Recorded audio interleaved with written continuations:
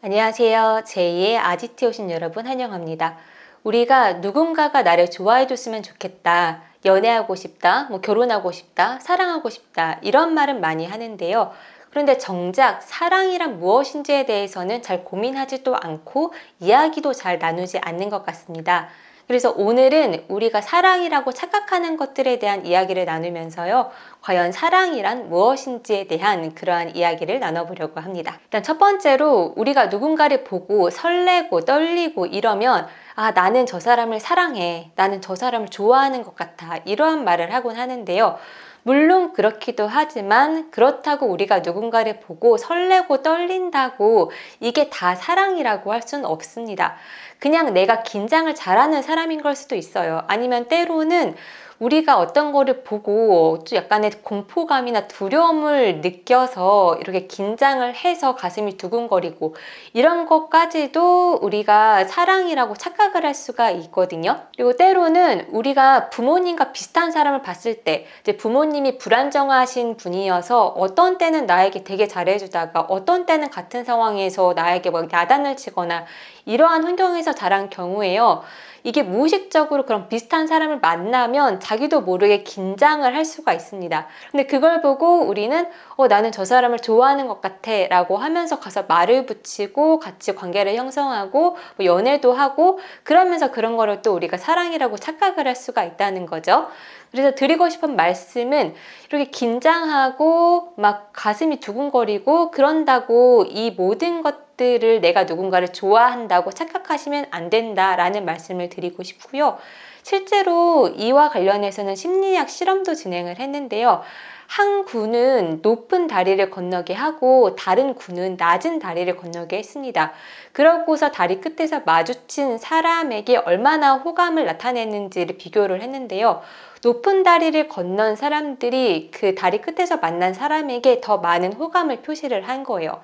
이 더 자세한 실험 이야기는 제가 다른 영상에서 말씀을 드리고 있으니까요. 이 영상을 참고해 주시면 되고요. 그러니까 우리가 사랑을 어떤 심리적인 거라고 마음이라고 생각을 하는데요. 이러한 신체적인 변화를 우리가 사랑이라고 착각할 수가 있다라는 점을 기억하셨으면 좋겠습니다. 그리고 두 번째로는요, 연민과 동정은 사랑이 아니다라는 말씀을 드리고 싶습니다. 우리가 누군가를 보고 안타깝게 여기고 불쌍하게 여겨서 도와주고 싶고 이러한 마음은 정말 선하고 너무나 좋은 마음입니다. 이러한 마음이 있기 때문에 우리가 세상을 조금 더 따뜻하고 그렇게 행복하게 살아갈 수가 있는데요. 그런데 이게 일시적인 마음이 아니라 항상 모든 사람에게 그렇고 특히 내 연인이나 어떤 부부 관계에서도 늘 그런 마음을 가지고 있다면 이거는 누군가를 불쌍하게 여기는 마음이면서 한편으로는 내가 상대방에게 나도 모르게 자꾸만 우월감을 느끼고 싶어하는 마음이라고도 할 수가 있습니다. 왜냐하면 우리가 불쌍하게 누군가를 여긴다는 건 필연적으로 내가 저 사람보다는 그래도 조금 나은 위치에 있다는 것을 인정하는 거라고 할 수가 있어요. 그래서 우리가 누군가를 안타깝게 여겨서 그 사람과 그거를 사랑이라고 생각을 해서 연인 관계가 되면요, 처음에는 그 관계가 원만할 수가 있습니다. 나는 누군가를 도와주고 싶은데 그 도와주는 데서 행복함을 느끼고요. 도움을 받는 사람도 마침 자기가 필요했던 것, 결핍을 채울 수 있기 때문에 이 관계가 잘 맞습니다. 그런데 시간이 지나면서요, 이 도움을 받는 사람은 자기의 자율성이 자꾸 없어지는 것 같고, 그리고 자기가 계속 이 사람에게 의존만 하는 것 같고 이러면서 자기가 점점 작아지는 것 같은 느낌을 받을 수가 있습니다. 반면에 도움을 주는 사람은 아니 내가 이렇게 잘해주는데 뭐가 불만이야, 이러한 마음이 생기면서 서로 간에 갈등이 생길 수가 있어요. 그런데 이렇게 동정과 연민을 사랑이라고 착각을 하면요, 결국에는 내가 상대방을 나도 모르게, 나는 선한 의도지만 상대를 나도 모르게 지배하게 되는, 그리고 상대는 나에게 의존하는 그러한 지배하고 의존하는 관계가 형성이 될 수가 있거든요. 그래서 우리가 연민과 동정도 여기서 시작을 해서 사랑을 할 수가 있는데 이거를 반드시 사랑이라고 착각하면 안 된다라는 말씀을 드리고 싶습니다. 그리고 세 번째로요, 우리가 사랑은 누군가를 보고 그냥 좋아하는 거, 빠지는 거, 그래서 사귀고 연애하는 거 이렇게 생각을 하는데요. 사실 사랑은 모두 아무나 할 수 있는 게 아니라는 말씀을 드리고 싶습니다. 사랑도 배워야지만 할 수 있는 거예요. 그러니까 저는 이 사랑이라는 게 어떻게 보면 우리가 영어 말하기 아니면 어떤 운동을 배우는 거, 뭐 수영 같은 거, 자전거 타기 이런 거를 배우는 거랑 저는 비슷하다고 생각을 해요. 우리가 이런 것들을 배우려면 어떻게 해야 할까요? 일단은 좋은 선생님에게 잘 가르침을 받고 내가 혼자서 연습도 해보고 적용도 해보고 시행착오도 겪으면서 내 것으로 만들어야만 비로소 영어로 잘 말할 수 있고요. 수영을 하거나 자전거를 탈 수가 있습니다. 사랑도 마찬가지예요. 그리고 우리가 너무나 잘 알고 있습니다. 이런 말들 많이 하잖아요. 아, 사랑도 받아본 사람만이, 경험해본 사람만이 베풀 수 있고 제대로 할 수 있어. 그리고 우리가 뭐 결혼을 한다거나 이러면은 부모님들이 그래서 그 사람 집안은 어때? 이런 거를 물어보는데요. 이런 것들은 속물적이라고 느낄 수도 있지만 그 사람이 그 가정 환경에서 어떻게 성장했고 제대로 잘 사랑을 받았는지 이런 것들을 체크하는 거라고 할 수가 있어요. 그래서 우리가 무의식적으로는 이런 거를 다 잘 알고 있습니다. 그런데도 불구하고 정작 누군가를 보고 마음에 들어서 연애를 하거나 이럴 때는 우리가 사랑에 대해서는 배우려고 하지 않아요. 그냥 그 사람이 끌려서 좋아서 서로 뭐 스킨십하고 사랑한다 뭐 이런 말하고 같이 뭐 여러 좋은 곳들에 데이트 다니고 이런 것들을 사랑이라고 생각을 하는데요. 이거는 근데 초반에는 이렇게 서로 끌려서 좋아할 수가 있지만 내가 사랑이 무엇인지 이런 거에 대한 이해가 없이 관계를 진행을 하다 보면 언젠가는 벽에 부딪히게 됩니다. 이 벽이라는 건 초반에는 서로가 좋아서 서로 잘 이해하고 이랬는데 어느 순간이 지나면 본 모습이 나오잖아요. 이 본 모습이라는 건 어떻게 보면 내가 부모와 맺었던 아니면 주 양육자와 맺었던 그런 관계가 나오는 거라고 할 수가 있어요. 그러니까 내가 어떤 갈등을 회피한다거나 의사소통 기술이 부족하다거나 아니면 내가 너무 사랑을 받고 싶어만 한다거나 그래서 계속 매달리거나 이런 모습들이 나오거든요.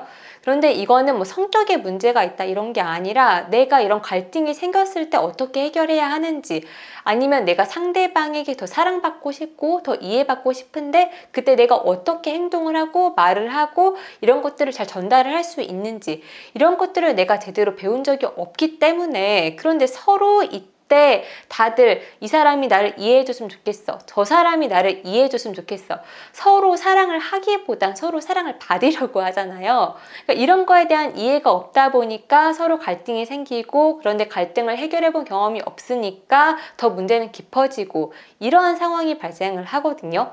하지만 여기에서 그래도 희망적인 말씀을 드리고 싶은 건 제가 사랑은 학습이라고 말씀을 드렸잖아요. 그리고 사랑은 능력이기 때문에 내가 잘 모르면 배워서 이 능력을 키워나가면 됩니다. 어떻게 배우느냐? 이렇게 주변에서 잘 사랑을 하고 있는 그런 사람들을 보면서 배울 수도 있고요. 아니면 우리가 책이나 영화나 드라마나 이런 거를 보면서도 어떻게 사랑을 사람들이 잘 해나가고 있는지 그런 것들을 보면서 배워나갈 수가 있고요.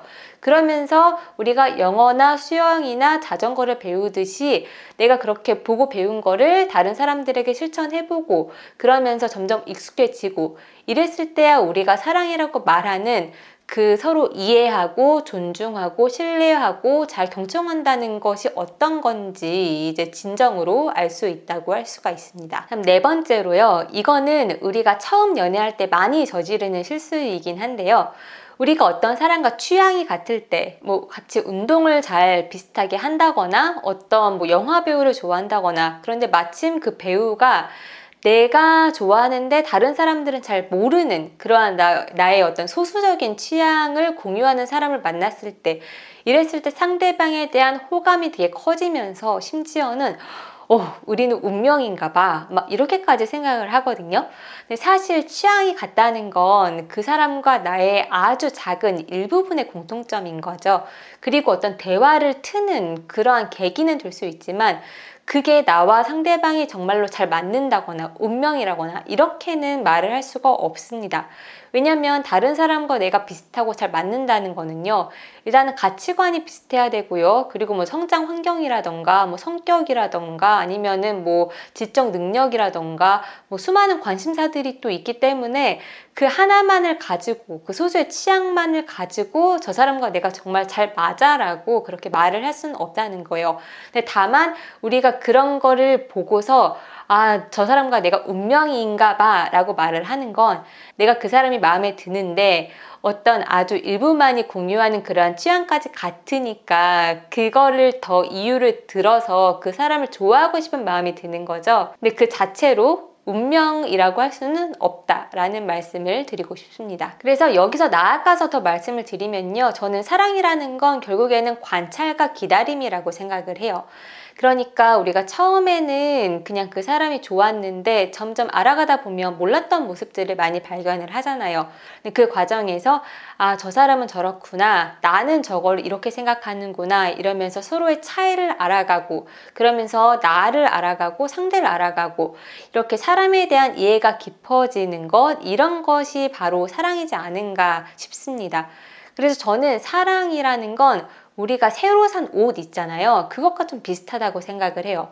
우리가 길을 가다가 어떤 마음에 드는 옷을 봐서 그 옷을 샀는데 진짜로 이 옷이 나랑 맞는지 아닌지는 내가 직접 입어보고 생활을 해봐야지 알 수가 있습니다. 그리고 이 옷이 나와 잘 어울리는지도 내 판단도 있지만 주변 사람들이 내가 진짜 잘 어울린다면 잘 어울린다고 말을 해줄 거예요. 그러니까 이런 식으로 내가 처음에는 잘 골랐지만 정말 잘 맞는지는 시간이 지나야지만 알 수 있는데요. 마찬가지로 사랑도 이렇게 계속 관찰하고 경청하고 지켜보고 기다리고 이러한 시간이 있으면서 점점 커져가고 숙성된다고 생각을 하고요. 그리고 또 하나 예를 들어본다면 저는 이사하고도 비슷하다고 생각을 해요. 우리가 어떤 집이 마음에 들어서 이사를 했는데 그 집이 정말로 내가 생각한 것과 맞는지 아닌지는 내가 살아봐야지만 알 수가 있습니다. 그래야지만 내가 이 집에 진짜로 괜찮은 점 그리고 만일 마음에 안 드는 점이 있더라도 또 적응해서 살아갈 수가 있고요. 어떤 마음에 안 드는 부분을 발견을 했지만 또 한편으로는 내가 몰랐던 좋은 점을 발견을 할 수도 있는 거잖아요. 그러면서 이게 진짜로 내가 생각했던 것과 맞는지 아닌지 아니면 내가 처음에는 별로라고 생각했는데 막상 살아보니까 점점 더 좋은 모습들을 많이 발견을 해나갈 수도 있는 거잖아요.